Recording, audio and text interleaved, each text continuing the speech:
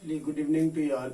भाई मेरे अब डेली मैं आपको गुड इवनिंग बोलता हूँ क्योंकि जो मैं वीडियो बनाता हूँ ना वो शाम में बनाता हूँ, ठीक है ना, इसीलिए और कोई बात है नहीं। आप सोचेंगे सर गुड इवनिंग बोलते रहते। चलो आज क्या है ना, जितने सारी चीजें पढ़े थे अब ब्रेक करके एक्चुअल यूटिलाइजेशन के बारे में पता करना, उसी चीजों को हम देखेंगे। ऊपर हेडिंग लगाया है मैंने सेंटेंस ब्रेक प्रैक्टिस या ब्रेकिंग प्रैक्टिस भी लिख सकते हैं, दोनों ठीक है अपने आप जगह। तो ये सेंटेंस कुछ लिखा हुआ है। आज हमारा बेसिक टॉपिक खत्म हो चुका है, इसको ब्रेक करेंगे और एक दो कंसेप्ट देखेंगे, फिर यहीं पे चीजें खत्म हो जाएगी और कल से आपको अलग टॉपिक पे मिलेगा क्या वीडियो मिलेगा। और एक बार आप ऐसा करना कि सारे वीडियो को सिस्टमेटिकली रिवाइज कर लेना ताकि आने वाला वीडियो आपको अच्छा तरह से क्या हो, पकड़ में आए, समझ आए, ठीक है ना। तो आज हम ब्रेक करते हैं सेंटेंस को, जैसे हम लोगों ने ब्रेक करना सीखा था। और आपका एक बार आप ऐसा करो, आप वीडियो को रोक दो, पॉज करो और फिर खुद से नोटबुक पे करो ताकि आपको पता चले कि हम कुछ सीख पा रहे हैं या नहीं कर रहे हैं। उसके बाद फिर जब मैं करूंगा साथ में आप अपना टिक करना कि सही हो पा रहा है या नहीं हो पा रहा है, ठीक है ना। चलो तो ब्रेक करते हैं हम। आप वीडियो रोक करके अपना कॉपी कर लेना, ब्रेक करना, फिर एक बार मैच कर लेना। सेंटेंस है Rahul has been playing cricket since 7 AM। Rahul has been playing cricket since 7 AM। मैंने बोला था कि कोई सेंटेंस को ब्रेक कैसे करते हैं मेरे भाई। क्या करते हैं, सबसे पहले मेन वर्ब का पता लगा लेते हैं। तो मेन वर्ब इसमें कौन है सर, प्लेइंग मेन वर्ब है। ये क्या है, मेन वर्ब है। चलो मैं वर्ब लिख देता हूँ या मेन वर्ब ही लिख देता हूँ, मेन वर्ब है। सर बीन क्या है, सर बीन होता है मेन वर्ब और हेल्पिंग वर्ब। तो एक सेंटेंस में एक से अधिक क्या आ सकता है, हेल्पिंग वर्ब आ सकता है, लेकिन एक से अधिक मेन वर्ब नहीं आ सकता। इसलिए यहाँ ये बीन क्या बना सर, हेल्पिंग वर्ब। ये हैज क्या है सर, हेल्पिंग वर्ब। मैंने बोला था कि किसी भी सेंटेंस में एक से अधिक हेल्पिंग वर्ब आ सकते हैं लेकिन एक से अधिक मेन वर्ब नहीं आ सकते हैं। तो सेंटेंस ये V3 मेन वर्ब V3 नहीं है तो सेंटेंस एक्टिव है। इसका मतलब राहुल क्या है, सब्जेक्ट है। वर्ब से व्हाट या होम का रिप्लाई, प्लेइंग व्हाट क्या मिला, क्रिकेट। क्रिकेट क्या है, ऑब्जेक्ट।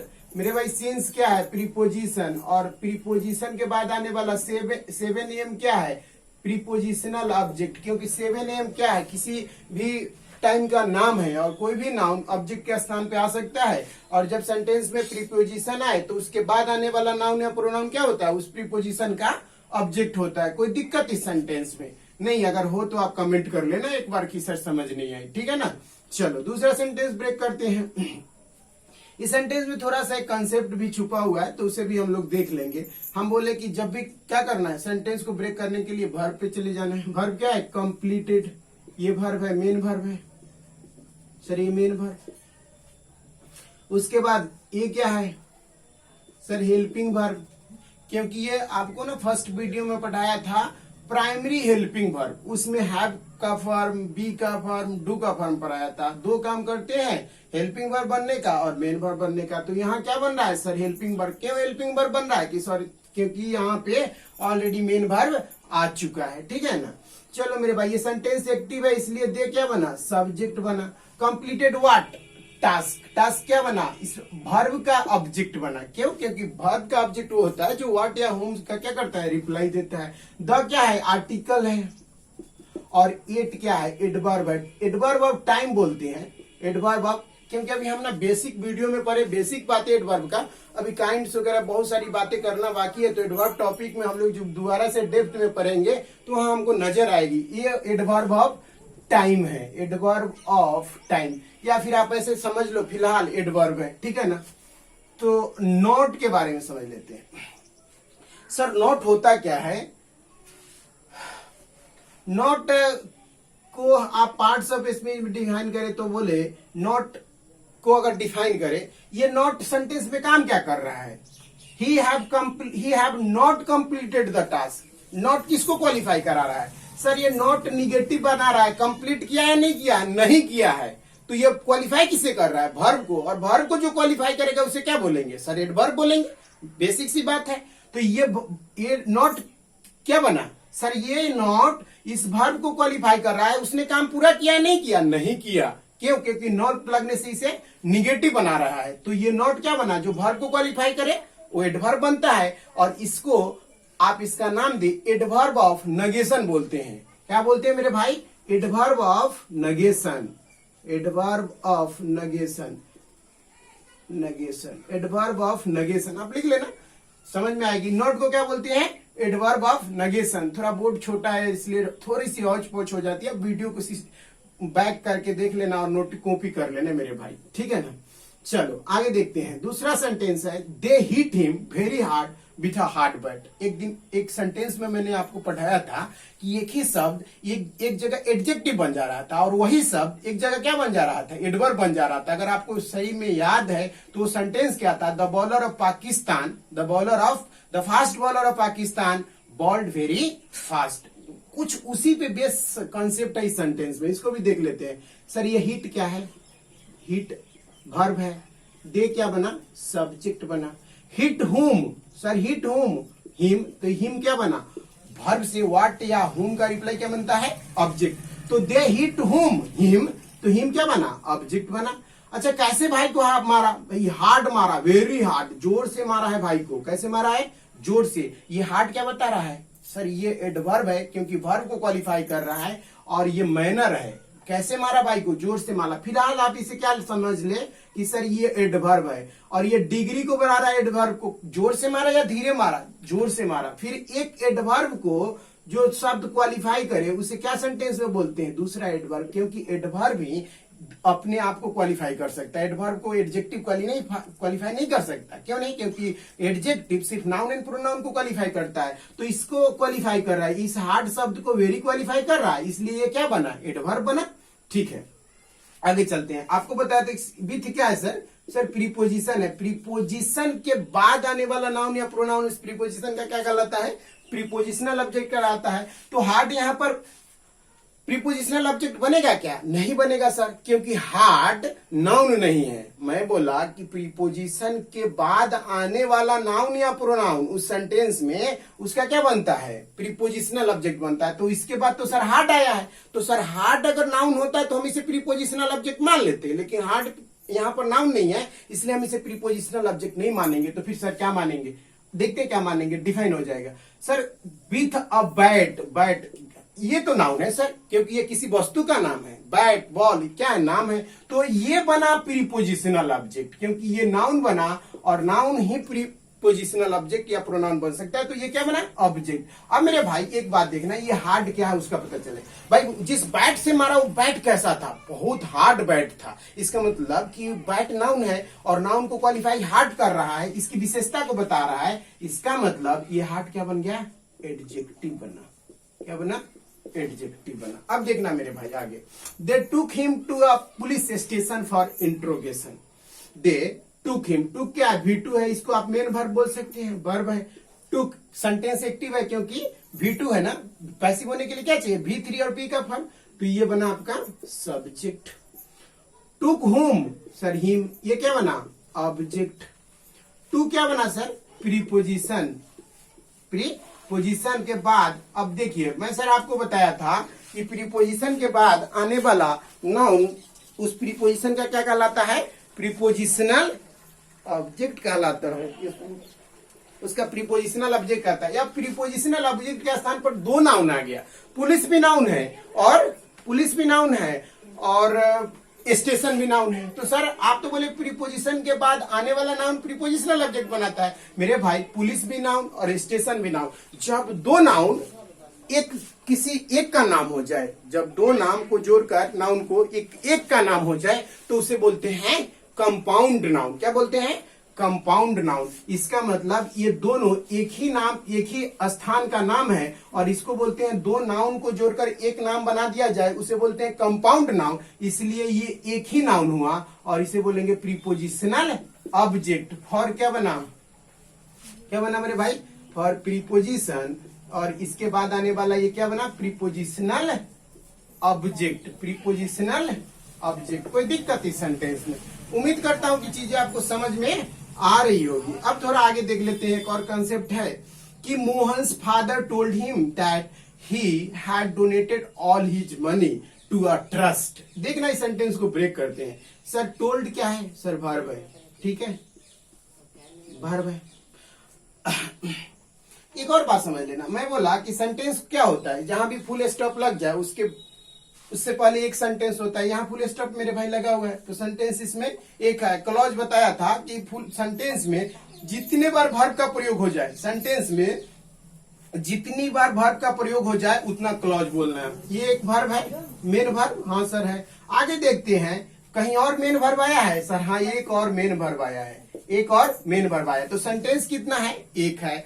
मेन वर्ब कितना बार आ गया, 2 बार। इसका मतलब इस सेंटेंस में क्लॉज कितने आ गए, 2 क्लॉज आ गए। क्यों सर, क्योंकि जितनी बार मेन वर्ब आएगा उतने बार हम क्या बोलेंगे, क्लॉज बोलेंगे। एक ये मेन वर्ब है और एक ये मेन वर्ब है, तो क्लॉज कितने हो गए सर, ये क्लॉज 1 और ये हो गया क्लॉज 2। सिंपल है। अब सेंटेंस को एक बार क्या कर लेते हैं, ब्रेक कर लेते हैं। सर ये फादर नाउन है, तो ये क्या बना, सब्जेक्ट बना। Father told him, father told home, him, तो हिम क्या बना सर, वर्ब का ऑब्जेक्ट बना। दैट क्या बना, आपको कल पढ़ाया था कि 2 क्लॉज को या 2 वर्ड्स को जोड़ने वाले शब्द को क्या बोलते हैं, कंजंक्शन बोलते हैं। क्या बोलते हैं, कंजंक्शन। तो दैट क्या बना, कंजंक्शन बना।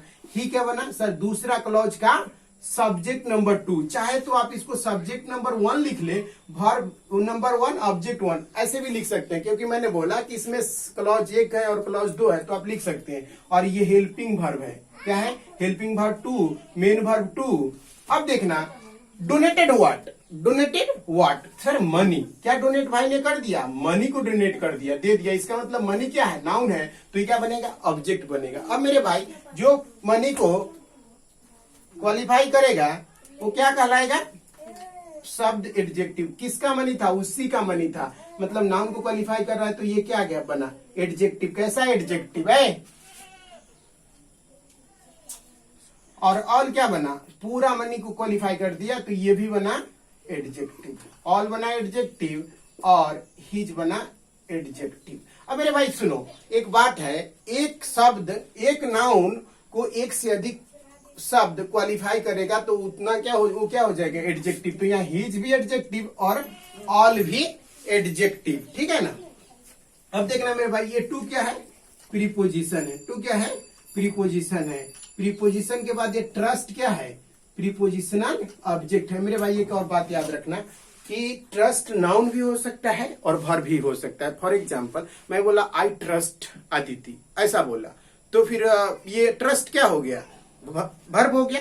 और यहाँ पर क्या होगा, उसने डोनेट किया मनी को, किसको डोनेट किया भाई, एक ट्रस्ट को डोनेट कर दिया, तो यहाँ पर ये क्या हो गया, नाउन हो गया। तो एक्चुअली आपको देखना होगा कि जिस वर्ड को हम डिफाइन कर रहे हैं वो उसका एक्चुअल यूटिलाइजेशन सेंटेंस में कैसे हो रहा है। Depends on the actual utilization of a sentence, that how it is being used in the sentence, and you will have to identify the actual utilization, then only you can define or break the sentence, can find out the parts of speech, right. चलो आगे देखते हैं। Sir इसमें एक चीज और define करना है, मोहन्स फादर। भाई किसके फादर थे, मोहन्स फादर। तो अगर आपसे कोई पूछे कि मोहन क्या है या मोहन का पार्ट्स ऑफ स्पीच क्या है, मेरे भाई इसको थोड़ा ध्यान से समझ लेना, ठीक है ना। सर मोहन किसी व्यक्ति का नाम है, तो ये क्या हो गया, नाउन हो गया। और ये काम किसका कर रहा है, सर उसके फादर पे क्या कर रहा है, पोजीशन कर रहा है। तो अगर आपसे पूछे कि मोहन क्या है, तो नाउन है, और केस क्या है, तो पॉजेसिव केस है। क्या है, पॉजेसिव केस है। सर एक बार सुनना, नाउन इसका पार्ट्स ऑफ स्पीच नाउन है, सर केस क्या है, पॉजेसिव केस है। और सेंटेंस में यूटिलाइज कैसे हो रहा है, ये क्या कर रहा है, मोहन्स फादर, मोहन क्या बता रहा है, अपने उस फादर की विशेषता को बता रहा है, पजेस कर रहा है। इसका मतलब क्या है, एडजेक्टिव है। सिर्फ एक शब्द के 3-3 काम, 3-3 नाम। भाई मेरे, अगर मैं कब कितने बार बोला कि नाम अलग और काम अलग हो सकता है। हमसे कोई पूछे सर नाम क्या है, तो संदीप कुमार, काम पूछे तो पढ़ाता हूं। तो वही बात है कि यहाँ मोहन का noun parts of speech noun है, यूज कैसे हो रहा है, एडजेक्टिव में। और काम क्या करता है, काम कैसे कर रहा है, पॉजेसिव केस के रूप में काम कर रहा है। कोई दिक्कत नहीं ना। तो आगे वाला सेंटेंस को देखते हैं। उम्मीद करता हूं अगर चीजों को आप सिस्टमेटिकली देख रहे हो तो चीजें समझ में आ रही होगी। आगे देखते हैं, एक और सेंटेंस है।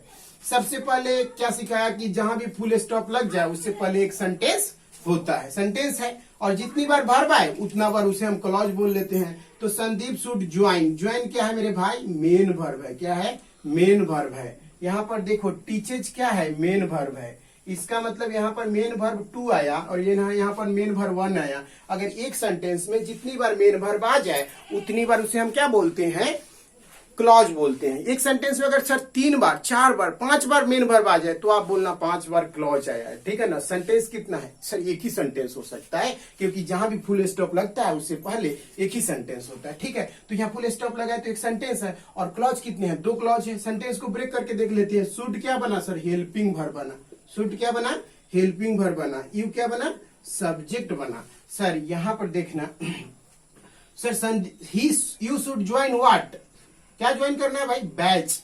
तो इसका मतलब बैच क्या बना, ऑब्जेक्ट बना। तो इसका मतलब बैच क्या है, नाउन है, प्रोनाउन नहीं हो सकता। तो नाउन, ऑब्जेक्ट के स्थान पे नाउन आता है, आप जानते हैं। अब देखना ये संदीप्स बैच, किसका बैच ज्वाइन करने के लिए भाई ने बोला, संदीप्स बैच। इसका मतलब संदीप क्या है, नाउन है सर, क्या है, नाउन है। और काम कैसे कर रहा है सर, एडजेक्टिव के रूप में काम कर रहा है। कैसे कर रहा है, एडजेक्टिव के रूप में। केस क्या है, तो फिर एक बार पॉजेसिव केस है। अब देखना ये बिकॉज क्या है, ज्वाइनिंग वर्ड है, जिसे हम क्या बोलते हैं, कंजंक्शन बोलते हैं। ज्वाइनिंग वर्ड को क्या बोलते हैं, कल बताया था, पिछले वीडियो में बताया था कि सर ज्वाइनिंग वर्ड को कंजंक्शन बोला जाता है। Just to revise the video, ही क्या बना, सब्जेक्ट नंबर 2, और टीचर व्हाट, इंग्लिश। क्या पढ़ाता है भाई, इंग्लिश। तो ऑब्जेक्ट नंबर 2। भाई पढ़ाता क्या है, इससे है कंसेप्चुअली। कंसेप्चुअली किसको क्वालिफाई कर रहा है, पढ़ाने के तरीका को। कि संदीप पढ़ाता क्या है, कैसे, कंसेप्चुअली। इसका मतलब पढ़ाने के तरीका। टीचर्स को क्वालिफाई किया, टीचर्स क्या है, वर्ब है। और कोई भी शब्द जो वर्ब को क्वालिफाई करेगा उसे हम क्या कहेंगे, एडवर्ब। और इसे आप बोलना एडवर्ब ऑफ मैनर, या फिर एडवर्ब बोल, एडवर्ब ऑफ मैनर। तो कंसेप्चुअली क्या है, एडवर्ब ऑफ मैनर, ठीक है ना। आप वीडियो को एक बार रोक लेना, सारी चीजों को नोट कर लेना, और आगे फिर हम देखते हैं एक और चीज पढ़ाना है, देख लेते हैं।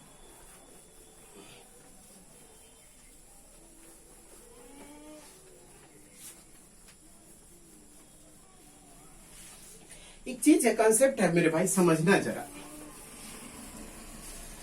एक बात है सब्जेक्ट वर्ब, थोड़ा ध्यान देना, इंपॉर्टेंट कंसेप्ट है। पीछे छूट गया था बेसिक वीडियो में, तो मैं थोड़ा रिकॉल कर लेता हूं, बैकअप कर लेता हूं उसका।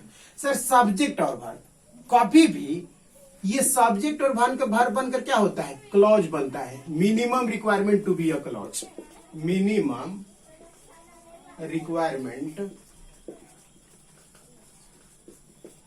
To be a clause.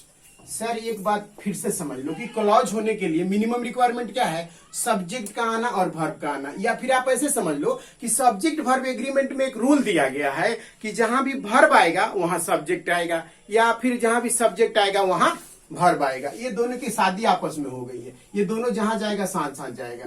कहने का मतलब क्या है कि सर सब्जेक्ट आएगा सेंटेंस में तो वर्ब आएगा, और वर्ब आएगा तो सब्जेक्ट आएगा। यही बात बता रहा था, एक बच्चा बोला तो सर अगर आप ऐसा बोल रहे हैं तो ये सेंटेंस गलत हो जाएगा। क्या गलत हो जाएगा भाई, कोई दिमाग में बात आ गया कि सर ये गलत हो जाना चाहिए। जैसे गो देयर लिख दिया, भाई ने बोला go there, come here,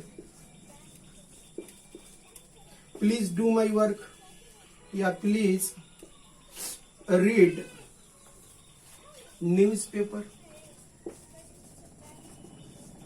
daily. जैसे मैं कंसेप्ट पढ़ा रहा था कि भाई जहां भी सेंटेंस में सब्जेक्ट आएगा वहां वर्ब आएगा, और जहां भी वर्ब आएगा वहां सब्जेक्ट आएगा। भाई का दिमाग चल गया, और भाई ने बोला कि सर इस सेंटेंस में go there, come here, please read newspaper daily, इस सेंटेंस में तो फिर सब्जेक्ट नहीं है। तो जो आप बता रहे या तो वो गलत है, नहीं तो ये गलत है। भाई का कहना ऐसा था, इसीलिए मैं क्लॉज समझाते समय बता दिया आपको कि आप क्या करना, सिर्फ मेन वर्ब को पहचान के क्लॉज कर लेना। और अब डिटेल से बता रहा हूं, सुनो मेरे भाई।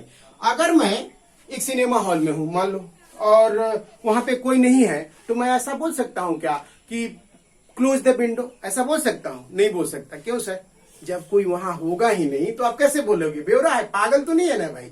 जब हम कोई बात किसी को कहते हैं तो वहां सुनने वाला दूसरा व्यक्ति होता है, तभी तो बोलते हैं। अगर हम बोल रहे हैं bring a glass of water, तो कोई होगा तभी तो बोलेंगे। इसका मतलब इस सेंटेंस को हम बोलते हैं इंपरेटिव सेंटेंस। ये सारी सेंटेंस जो लिखा ना भाई, जिसमें सब्जेक्ट नजर नहीं आता है, उसे बोलते हैं इंपरेटिव सेंटेंस। और इंपरेटिव सेंटेंस का मतलब होता है कि जो जिसको बोला जाता है सेकेंड पर्सन वहां हिडन होता है। इसका मतलब अगर आप बोल रहे हैं गो देयर, तो कोई व्यक्ति नहीं है वहां पर, और बोल रहे हैं गो देयर, पागल हो गया भाई। तब वो तो आदमी पागल ही हो गया। इसका मतलब कि जब गो देयर बोला जा रहा है तो सुनने वाला कोई व्यक्ति वहां होगा, होगा या नहीं होगा? हाँ सर होगा। इसका मतलब गो देयर बोल रहे हैं तो यहाँ पर सब्जेक्ट के रूप में छुपा क्या होगा? यू होगा तभी तो, कोई व्यक्ति होगा तभी तो हम बोलेंगे मार्कर दो, कलम दो, पेन दो, मांगेंगे जब कोई व्यक्ति होगा तभी ना।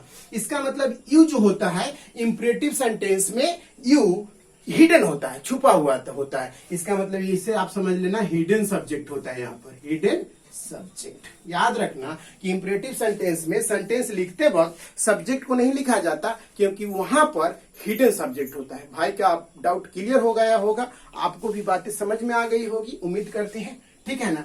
चलो यहाँ वीडियो आज खत्म करते हैं बेसिक का, फिर अगले वीडियो में नई बातें होगी, चीजें होगी। आपसे बार बार आग्रह करूंगा, विनती करूंगा कि भाई चीजों को रिवाइज करना, और तभी चीजें आसान होगी और समझ में आएगी, वरना मुश्किल होती चली जाएगी। और अभी बहुत सारी बातें करनी है हम लोग को डेप्थ में, है ना? तब तक के लिए बाय, टेक केयर।